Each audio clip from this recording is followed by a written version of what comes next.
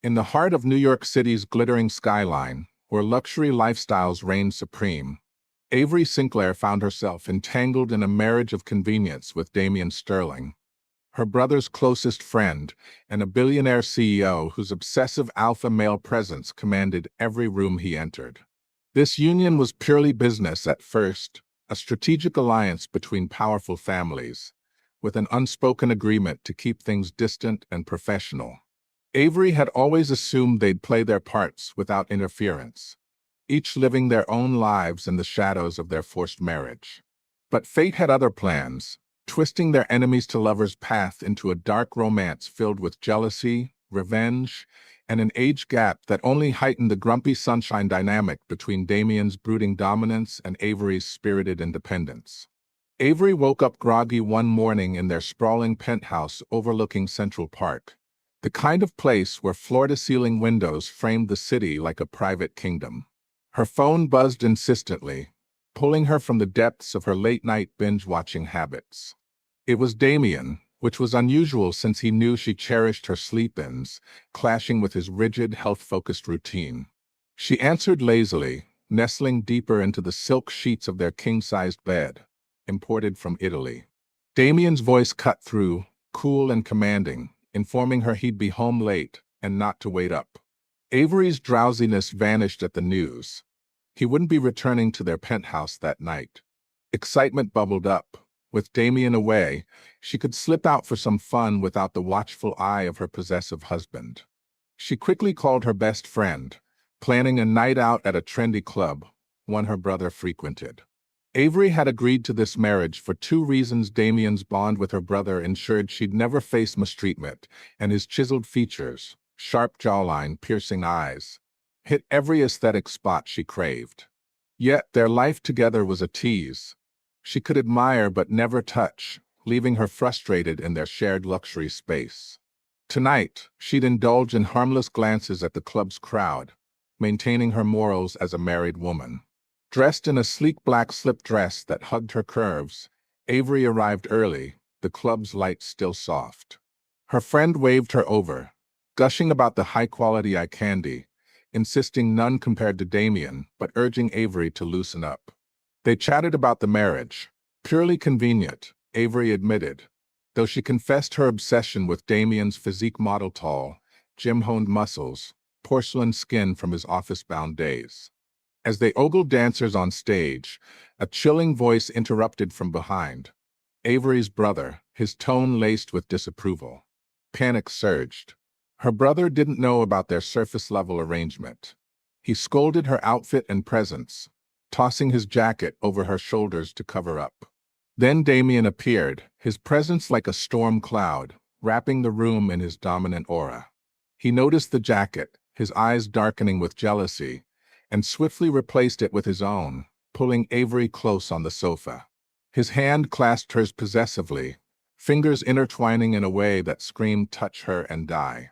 Friends teased about his rush home before, now understanding it was for his little wife. Damian asked if she was tired, and under her brother's glare, Avery suggested they leave. Outside, rain poured like a biblical flood. Damian shielded her with his jacket, frowning at her heel's practicality before gripping her hand and dashing through the downpour to his sleek Maybach parked curbside. Soaked, his white shirt clung transparently to his sculpted torso, outlining every ridge and valley. Back in the car, he handed her a towel, insisting she dry off despite his own drenched state, calling her delicate in that grumpy way. Avery watched water trail down his neck, disappearing into his collar, her mind wandering to forbidden territories. That night, Avery awoke to heat radiating beside her. Though they shared a bedroom for appearances, two beds pushed together like one, Damian had never crossed lines. Now he burned with fever, curled up and vulnerable. She probed his forehead, it scorched like a skillet. Shaking him awake, she offered medicine, but he whined like a child, refusing the bitterness, mumbling about toughing it out as he had in childhood. Avery coaxed him, promising anything if he'd comply. In his delirium, he peeked out, complimenting her beauty, but insisting his wife outshone all. Avery realized he meant her, his obsessive love hidden beneath the surface. The fever broke by morning, but Damien left for work early, ignoring his fragility. Furious, Avery called him, berating his recklessness. Didn't he know the company could run without him? His voice softened oddly, agreeing to return after a key meeting. Overhearing a client's envy of their bond, Damien quipped it was just to avoid nursing her if she caught it, masking deeper affection.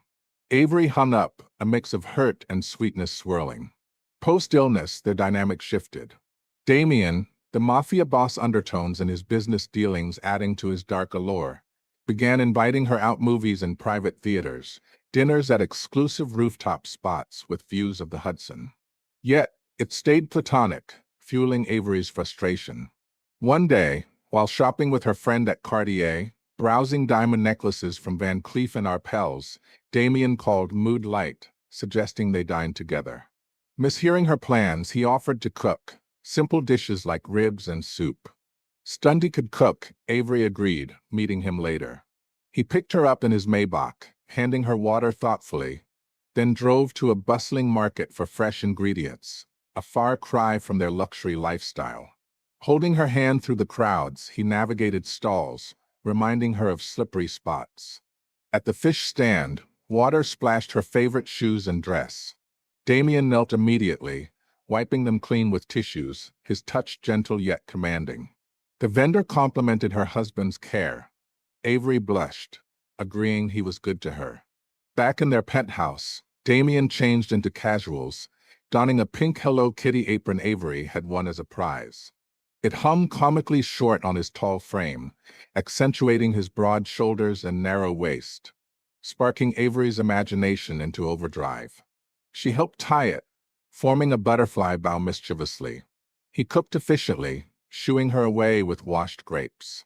Avery presented a blue shirt she'd bought. He tried it eagerly, preening in the mirror, loving how it fit his mysterious vibe.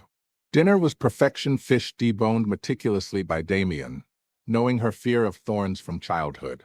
He piled her plate, crediting her brother's instructions to care for her, deflating Avery's hopes.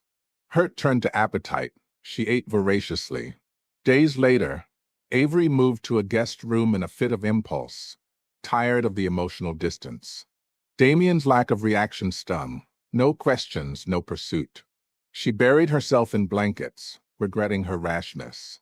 Calling her friend for advice, she learned Damien's poor tolerance for alcohol. The plan formed to get him tipsy and bridge the gap. But his responses grew curt, work excuses mounting, as if dodging her. Frustrated, Avery fled to her friends, stocking up on snacks in defeat. A week passed without a word from Damien, her phone silent as she obsessed over him. Realization hit she loved not just his looks but him entirely. Her friend dragged her out, but Avery declined, tossing in bed with thoughts of Damien. A call shattered the night, her brother, demanding she retrieve her husband, who'd been pestering him drunkenly. At the club, Damien clung to her brother, reeking of booze. Avery peeled him off. He whined about her not loving him, revealing he'd begged her brother for her hand, thrilled at their marriage. Stunned, Avery saw his hidden obsession, the sadness in his voice stemming from unrequited love. She guided him home, his weight dead heavy. On the sofa, she wiped his face. He grabbed her hand, guiding it over his body, nose, jaw, neck, chest, abs, insisting his physique rivaled any rivals. Heat built, her resistance crumbling until she pulled back. Damien's eyes filled with loss. Avery confessed her love, leaning in. He asked for a kiss. She initiated softly, but he flipped her, dominating with a deep, breath-stealing embrace that left her dizzy. Carrying her to bed effortlessly, questioning his drunken state, Avery's thoughts scattered as he hovered, asking permission in a husky whisper. She consented, pulled into a whirlwind of passion, clothes torn in haste, his hands punishing yet tender, pinning her against walls and heated walls of desire, the red room of their penthouse echoing with submissive gasps and dominant commands. Leather belts whispered against skin, red ropes binding in playful restraint, bath waters splashing in steamy play. Even the private jet's confines hinting at future mile-high indulgences. It was high sweet, high abuse. Jealous rages melting into obsessive apologies, her mind growled possessively. She's mine. Every breath she takes belongs to me. Their night blurred into ecstasy, Avery surrendering to his obsessive alpha male control, the age gap forgotten in waves of pleasure. Morning brought clarity. This forced marriage had bloomed into something real, with hints of an heir on the horizon, revenge on past doubts, and a luxury lifestyle of Italian villas, yachts on the Mediterranean, private jets whisking them away. Damien, the grumpy billionaire CEO, turned sunshine for his baby girl, whispered good girl in approval, marking her as his to ruin in the best way. In the weeks that followed, their bond deepened amid opulent escapes.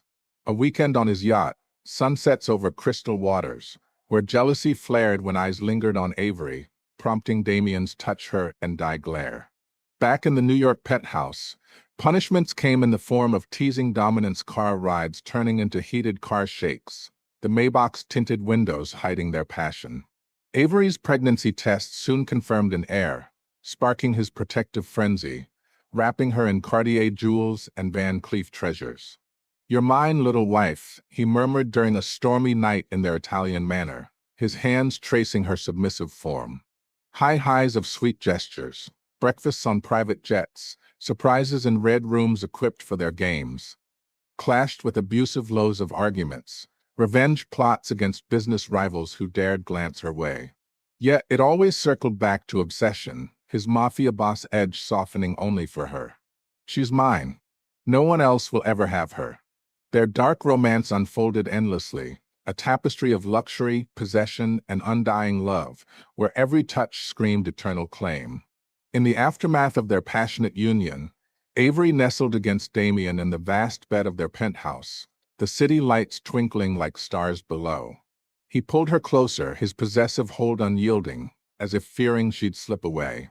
Jealousy simmered in his veins at the thought of her past outings, fueling a revenge against any man who'd ever caught her eye. "Baby girl, you're mine to ruin," he breathed into her ear, his voice a low rumble that sent shivers down her spine. Their life became a whirlwind of luxury, spontaneous flights on his private jet to the Italian villa, where olive groves surrounded marble halls, and yacht cruises along the Amalfi Coast, waves lapping against the hull as they indulged in bath play under starry skies. Damien's dominant nature shone in punishments, teasing with red ropes in the red room, his belt a whisper of control, never crossing into harm but igniting submissive fires. Pregnancy brought new obsessions.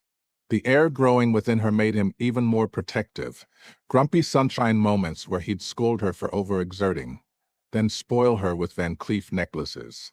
Enemies to lovers fully realized, their forced marriage evolved into something profound, filled with age gap tensions and good girl praises. "She's mine. Every inch of her belongs to me, and I'll destroy anyone who thinks otherwise." And so, in the opulent embrace of their world, Avery and Damien's story wove on, a dark romance eternal.